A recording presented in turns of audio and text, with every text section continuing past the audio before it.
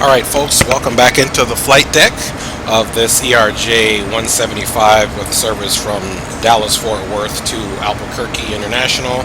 At this point we are, as you can see here, 2 minutes or 33.7 nautical miles from our top of descent, which in our vertical profile, this is where we start our descent into the Albuquerque area.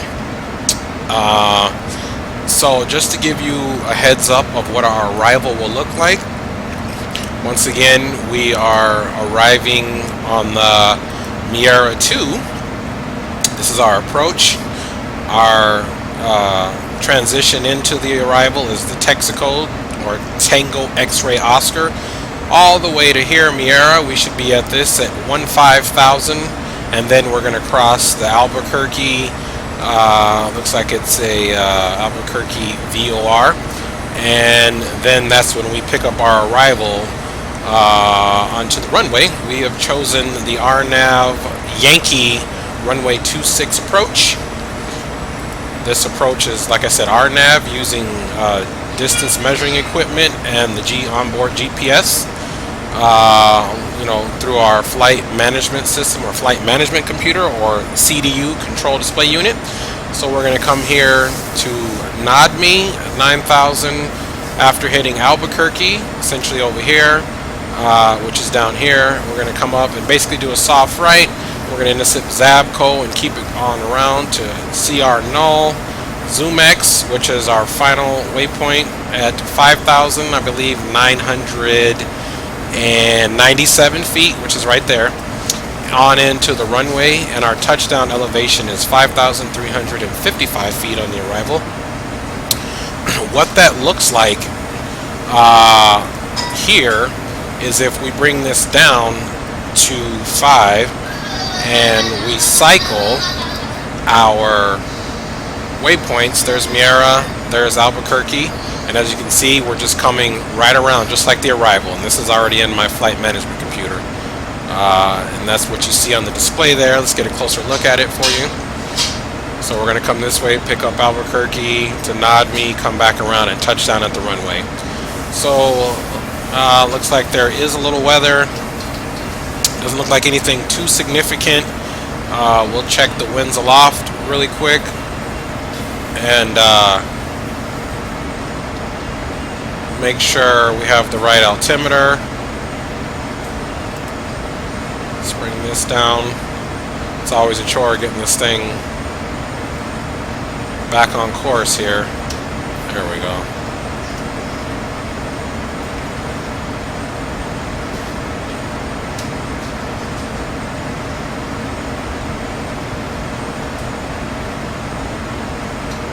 All right.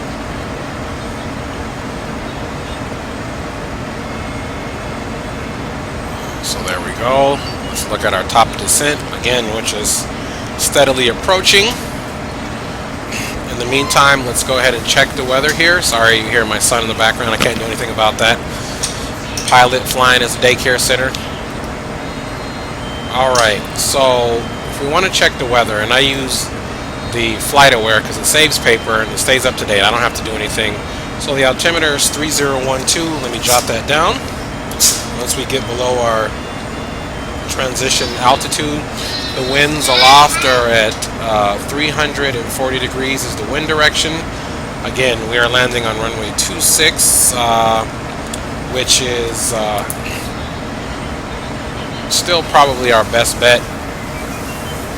Let's just take a point, look at our diagram here of our options.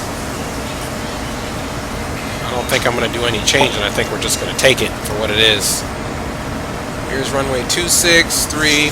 Now there is a runway 30, significantly shorter, which this is 300, than this runway, which goes right into terminal. This kind of goes into general aviation area. So we're going to stick with runway 26. It'll be crosswind landing and bring her on in. Alright, so I'm going to go ahead and get some lights on in the flight deck here. Once we come on our approach, I'm going to turn them off because I hate the glare from them in this aircraft. let's go ahead and double check our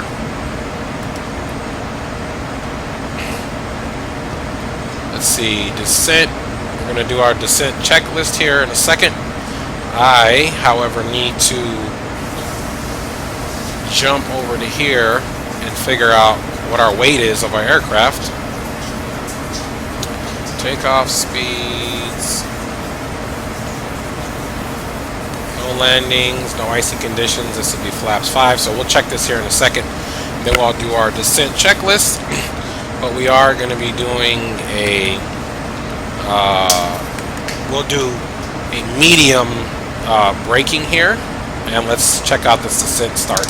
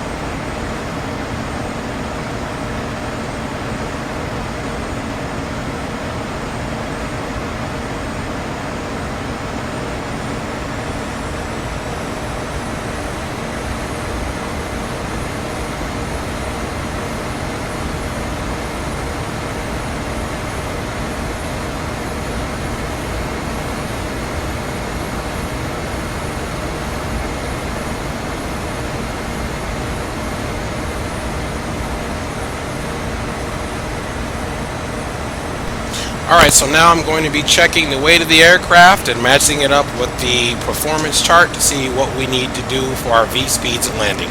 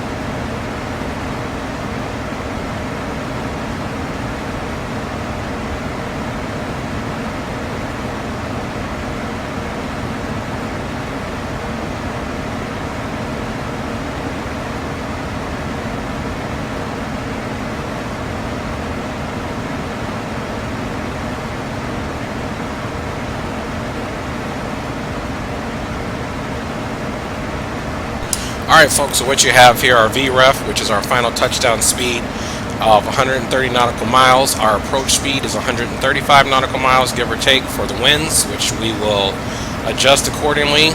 And this is a flaps 5 landing, or full flaps on this bird. Just in case we have to go around and abort the landing, our climb out speed is 136 at flaps 4. Okay?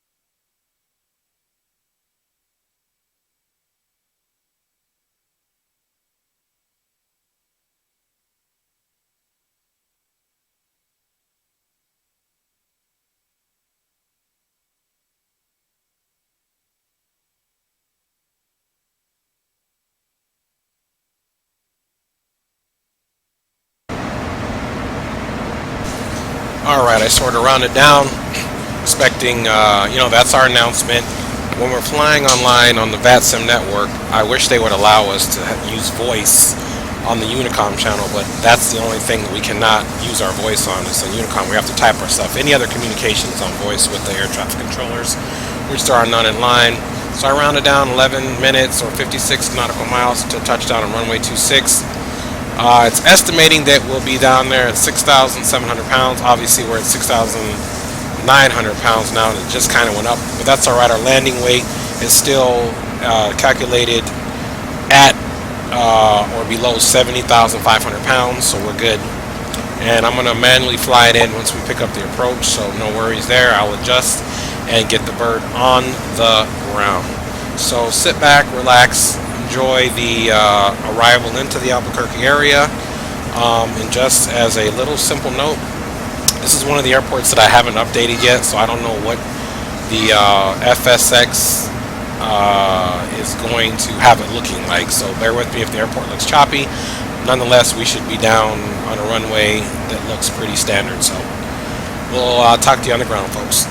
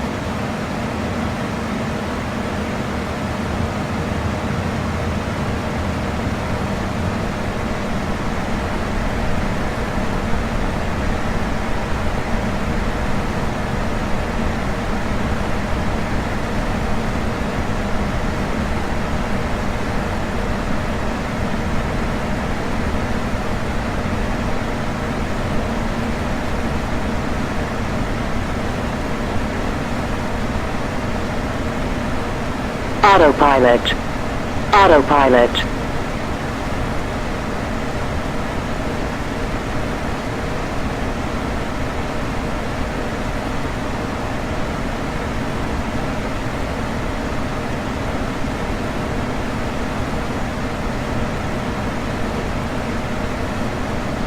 Throttle.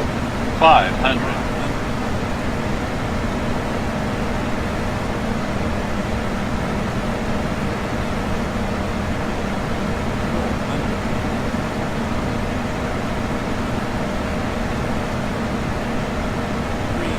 Approaching minimums. Minimums.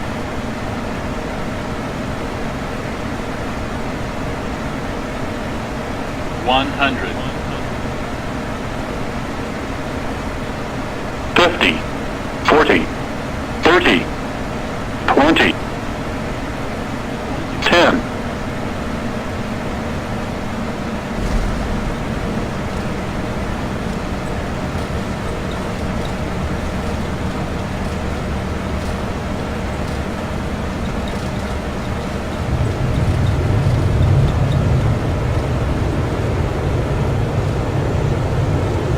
Auto brake.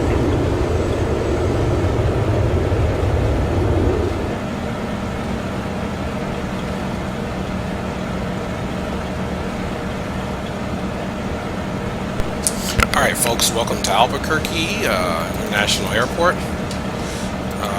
We hit the runway pretty good. FSX Ladies and gentlemen, likes to we have arrived drag at it the to the right, but destination. we're good. Seatbelt bent until we stop in the captain's control car.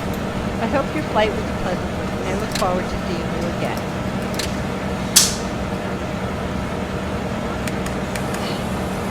Alright, got the AP on.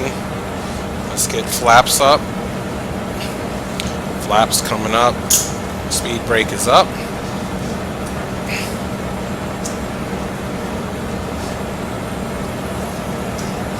So pretty good touchdown. Like I said, we hit the runway going the way we were supposed to go. FSX, the program, drug us to the right, but I mean it was a really good approach and touchdown on the runway. Not quite all the way center line like I would want to, but you know, good enough. It's a very short final. I never did make the final announcement. There's a lot going on. Like I said, that's why we need to use voice versus having to type. You know, you got to take that time out to type, and that's just not copacetic. So there's the airport over there. We're gonna taxi right on in. It was a great approach. I'm very satisfied with the way things panned out on the approach and the arrival. Like I said, you know, the winds weren't crazy. Touchdown on the runway, and the plane automatically just drifts off to the right, which you know, that's to be desired. As you saw, it was a good touchdown. As soon as we got the front nose gear down, the whole plane starts drifting to the right, and Flight Simulator tends to do that. But I wouldn't trade it for the world. Still, for me, the best system for flight simulation. And sorry again, you hear my children in the back, but we're never going to get around that. My babies love flying with me. You can see a little texture popping there to the right by the airport, and that, you know, that happens. I haven't updated this airport, so I apologize for that, but the rest of the night lighting looks magnificent. And you know what? I didn't even have to turn off the cabin lights because there was still enough light outside. If I were to say one of the drawbacks of this aircraft, it would be the lighting that the landing gear and the taxi lights provides, and the internal lighting. They did not, Wilco, FeelThere did not hone in on being able to specifically change your flood lighting, or, you know, your panel lighting, your glare shield panel lighting, the overhead. Once you need lighting, you click it. Let's check left, right, make sure we don't have anything. I haven't seen any announcements. We're good. But once you click it, all the lights come on. You have no way of dimming your lights other than just one click. You know, like I said, it is what it is. But you know, if it was up to me, it would be a little different. Alright, so we're just going to take an unorthodox path into one of these gates here. Like I said, airport hasn't been updated, so there is no beautiful scenery that I'm going to, you know, of the building or whatever. I'm just going to bring it into one of these gates and call it a day.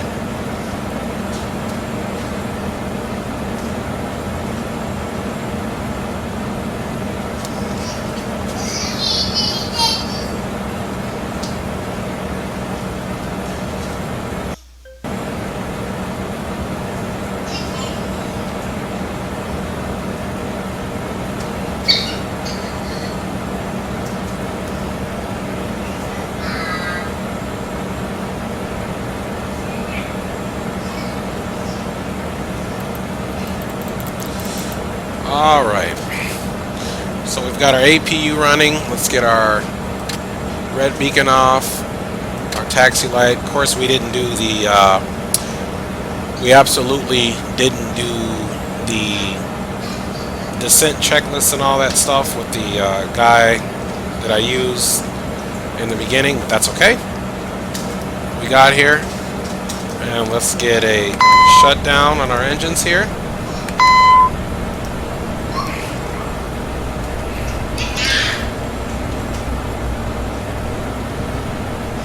Alright, we are looking good.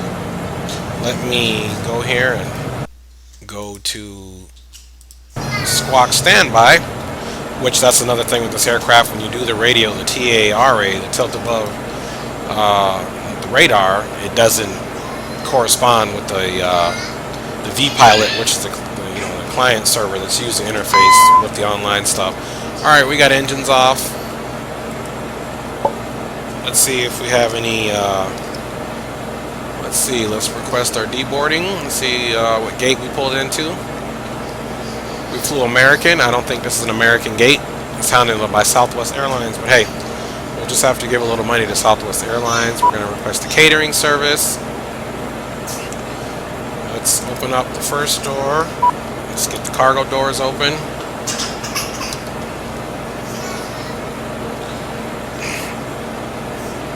Alright, we do have some ground power available, so we're going to do that. That way we can kill our APU. Let's turn our hydraulic pump 3A off. Alright. Let's see here. Let's get some cargo doors open. There we go.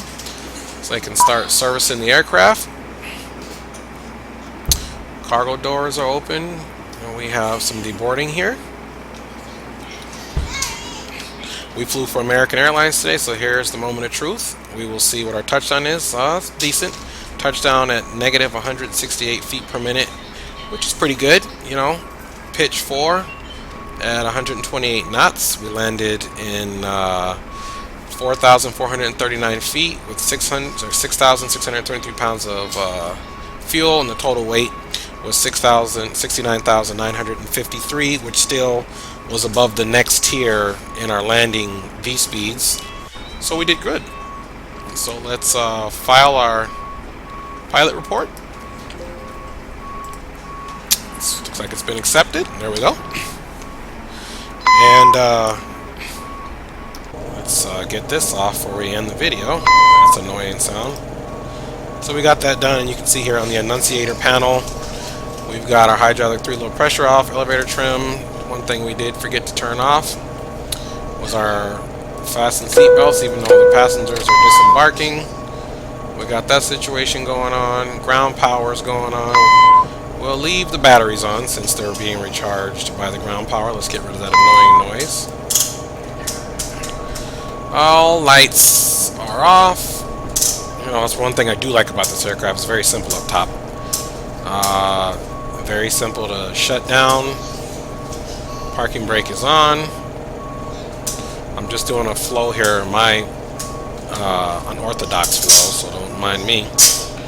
And so, you know, appreciate you watching. Appreciate you coming in with us. Like I said, it was a great landing, other than the fact that Flight Simulator likes to sometimes pull the aircraft to the left on the ground. But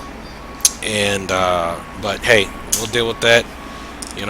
Pretty much brought it in blindly with nobody guiding us in, and we still got to the mark where we needed to be. Thank you, Southwest, for providing these services. Hey, you know what? Deboarding's been completed, and next time we'll see you on whatever flight deck we're flying on.